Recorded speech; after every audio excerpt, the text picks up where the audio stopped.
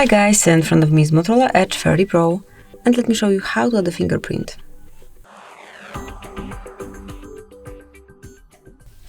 At first, enroll the list of all apps and go to Settings.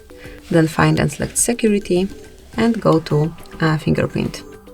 At first, you need to set some backup to your fingerprint. It can be pattern, pin code, or the password. Let me draw the pattern, tap on Next, then re-enter it just to confirm. And now it's time to manage notification content. I would like to hide everything once my device is locked, and click on Setup to add your fingerprint.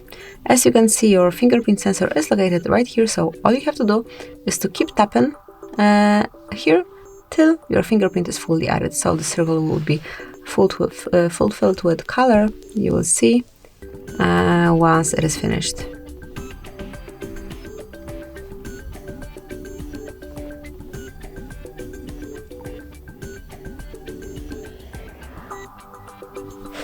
And that's it. So you can either add another or tap on Done.